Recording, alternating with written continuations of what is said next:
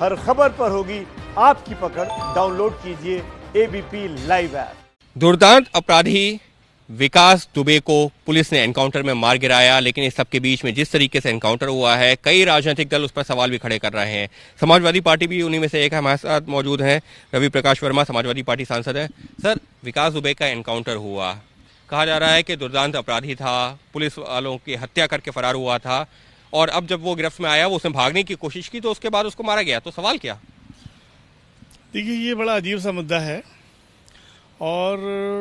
मैं तो इसको किसी और तरीके से भी देखता हूँ। याद करिएगा, पिछले चुनावों में एक बहुत मुद्दा उठा था कि लोग, स्पेशली जो विपक्षी लोग हैं, कांग्रेस के लोग हैं या समाजवादी लोग हैं, वो वोट बैंक की राजनीति करते हैं, और ये बड़ा आरोप भी बन गया था और इसके थ्रू पूरे राजनीतिक माहौल को कम्युनलाइज किया गया था और लोगों ने बड़ी कामयाबी हासिल भी की थी। अब ये दिखाई पड़ रहा है कि जिनको वोट बैंक की राजनीति से बहुत शिकायत थी, उनको सांप्रदायिक विवाद और पॉलिटिकल क्रिमिनलाइजेशन की राजनीति बहुत रास आ रही है। ये दुबे जो है, इसने पॉलिटिकली राइज किया और बहुत छोटे लेवल का ये कार्यकर्ता रहा है, और लगभग सभी राजनीतिक पार्टियों में कहीं घुसा हुआ था। ये वो सर्वाइवर था, उसको आगे बढ़ना था। लेकिन जितने भी बड़े कांड किए तब किए जब बीजेपी की सरकार थी। पिछली बार जो एक शुक्ला जी, मंत्री जी मारे गए थे थाने में, तभी बीजेपी की सरकार थी, और अभी जो बड़ा कांड हुआ तभी बीजेपी की सरकार है। लेकिन मुझे इस बात की हैरत है कि आज पुलिस वाले, करीब 10 पुलिस वाले मर चुके हैं, 5-6 भी घायल पड़े हुए हैं। उनकी फैमिलीज़ में बड़ा अनरेस्ट है, बड़ा असंतोष है, और करीब बताया गया था कि 100 टीमें इसको ढूंढ रही हैं एसटीएफ की, लेकिन वो नहीं ढूंढ पाई, और संभवतः किसी पॉलिटिकल लीवरेज के थ्रू ही वो मंदिर में जाके वो हाजिर हुआ, सरेंडर किया लिटरली, और उसके बाद उन लोगों ने इनको हैंडओवर कर दिया। और अब ये कहा जा रहा है कि वो भाग रहा था, गाड़ी पलट गई, भाग रहा था, और इसलिए पुलिस ने उसको शूट कर दिया। देखिए, पुलिस ने तो अपने दिल की आग बुझा ली, लेकिन हमें ये समझ में नहीं आ रहा है कि जब उसने सरेंडर कर दिया था तो उसको भागने की जरूरत क्या थी, और गाड़ी अगर चलते हुए पलटी है तो गाड़ी में कोलेटरल डैमेज क्यों नहीं है? ना तो फ्रंट स्क्रीन टूटा हुआ है, ना गाड़ी में खरोंच के निशान है। तो इस बात से साफ पता लग रहा है उसको मारा गया है। और हमें इस बात को भी समझ में आता है कि उसके ऊपर 60 मुकदमे हो गए थे, कभी उसको जिला बदर नहीं किया गया, कभी उसके ऊपर एनएसए नहीं लगाया गया, और अभी जैसे विनोद दुआ को देशद्रोही बना दिया गया, इस पर देशद्रोह का कानून भी नहीं लगा, यूएपीए भी नहीं लगाया गया। तो ये मुझे समझ में आज तक नहीं आया कि आखिर ये संरक्षण किस प्रकार का था। जब माननीय मुख्यमंत्री जी ने लिस्ट मांगी थी बड़े अपराधियों की, जब वो उनका एनकाउंटर किया जा रहा था, सरकार ने नीति बना ली थी कि जितने बड़े अपराधी हैं उनका हम एनकाउंटर करेंगे, तो उस दिन विक्रम सिंह जी एक इंटरव्यू में बता रहे थे, मैं टीवी पे देख रहा था, कि इसका नाम प्रकाश में ही नहीं आया। तो आखिर अपराधियों को इस तरीके से सहेज के रखना, उनको बचाना, अपने बड़े सीनियर अधिकारियों को अंडर रिपोर्टिंग करना,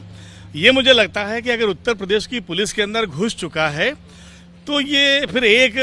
यादव, एक ये दुबे नहीं है, ऐसे बहुत सारे दुबे या तो पनप रहे होंगे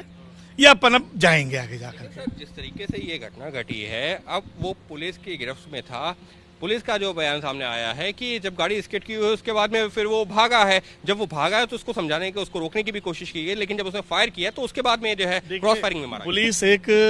संवैधानिक शक्ति है, कॉन्स्टिट्यूशन के बदल बनी है,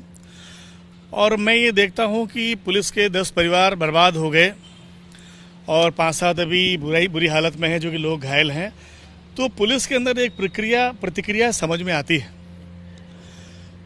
लेकिन ये भी समझ में आ रहा है कि जिस प्रकार का संरक्षण इसको मिल रहा था और पूरी इसकी फरारी के दरमियान इसको टिप्स मिलते रहे, संभवतः पुलिस के ही लोग दे रहे होंगे,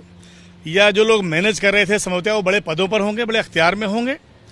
मैं यहाँ पर याद करना चाहता हूँ कि जो बुलंदशहर में सुबोध कुमार सिंह की मौत हुई थी, उसको दिन दहाड़े शूट किया गया था, और उसको तो पुरस्कार मिलना चाहिए था, उसने अपनी ड्यूटी करी थी और उसने बड़ा बलिदान दिया था। उस वक्त के डीएमएसपी थे, उन्होंने भी ड्यूटी की थी, लेकिन उनको कितना बेइज्जत करके वहाँ से हटाया गया।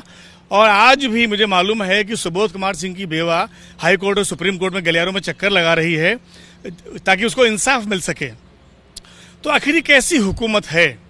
जो पुलिस को कॉन्स्टिट्यूशनल बॉडी के तौर पर जो उसकी फंक्शनिंग है उसको तो डिमोरलाइज कर रही है, और जो एक हाईली पॉइंटेड मतलब एक तरीके से बायस एटीट्यूड लेकर के जो पुलिस के लोग काम कर रहे हैं, जिस तरीके से लोगों को मारा जा रहा है एनकाउंटर कर करके, घर से उठा के मारा जा रहा है और एक्स्ट्रा जुडिशियल किलिंग्स हैं, तो ये चीज़ हमें कुछ अजीब से लग रही है, मुझे समझ में नहीं आ रहा है। इन्होंने पुलिस की पूरी प्रणाली को अप्रासंगिक बना दिया है। और हमें याद आ रहा है जस्टिस आनंद नारायण मुल्ला का एक स्टेटमेंट, उन्होंने उत्तर प्रदेश की पुलिस के परिप्रेक्ष्य में ही कहा था कि उत्तर प्रदेश की पुलिस एक संगठित अपराधियों का गिरोह है जो खुद अपराध करती है, लोगों को अपराध करने के लिए प्रेरित करती है। वो एक अलग बात थी कि बाद में गवर्नमेंट ने उसके खिलाफ अपील की थी और वो जजमेंट खारिज हुआ था, लेकिन वो जो उनका जजमेंट था वो आज के परिप्रेक्ष्य में हमको ज़्यादा स्पष्ट दिखाई पड़ रहा है। लेकिन सर, जिस तरीके से ये जो है आप बयान दे रहे हैं, आप कह रहे हैं कि राजनीतिक संरक्षण तब इसने सरेंडर किया है, तो मतलब इसका कहीं और लिंक, जबकि जो है जो सत्तारूढ़ पार्टियां हैं उनका ये कहना है कि ये जो इसका राइज हुआ है उस दौरान तो समाजवादी पार्टी के नेताओं, जो बहुजन समाज पार्टी के नेताओं से संपर्क, इसको जान से मारने की जरूरत नहीं थी जब पुलिस कस्टडी में आ गया था। नंबर 1। नंबर 2, इसका ट्रायल होता है, इसको फांसी होती तो शायद ज़्यादा बड़ा इंसाफ संविधान के लिहाज से मिलता, क्योंकि सजा इसकी ऐसी ही होती। लेकिन इस पूरे दौर में ये पता लग जाता कि आखिर उत्तर प्रदेश में, खासतौर से उत्तर भारत के इलाकों में जो ये हिंदी हार्टलैंड है, वहाँ क्रिमिनल और क्राइम राजनीति के लिए इतना प्रासंगिक क्यों हो गया है,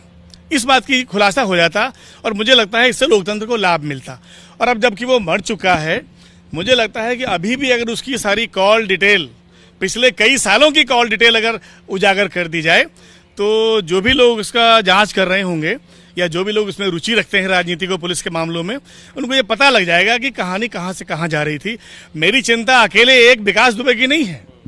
लेकिन जब राजनीति के लिए क्राइम और क्रिमिनल बहुत प्रासंगिक हुआ जा रहा है, तो न जाने कितने विकास दुबे इस वक्त या तो बनने की प्रक्रिया में हैं या वो बन चुके हैं, अभी दिखाई नहीं पड़े हैं क्योंकि वो छुपाए जा रहे हैं। साफ तौर पर समाजवादी पार्टी सांसद का यही कहना है कि जिस तरीके से विकास दुबे का एनकाउंटर हुआ है वो अपने अपने सवाल खड़े करता है, क्योंकि जो गाड़ी अगर वो पलटी है तो उस पर जो है खरोच के निशान क्यों नहीं है, अगर उसके पैर में रॉड पड़ी हुई थी तो फिर वो इतनी दूर कैसे भाग सकता है, और ऐसी क्या जरूरत थी जो एक शख्स ने खुद सरेंडर किया और उसको जो है भागने की क्या जरूरत थी। तो इस तरीके के कई सारे सवाल हैं जिनको लेकर के समाजवादी पार्टी और उसके नेता ये इस एनकाउंटर पर सवाल खड़े कर रहे हैं। कैमरा पर्सन अजय तिवारी के साथ Ankit Gupta, ABP news, Delhi. ABP news आपको रखे आगे।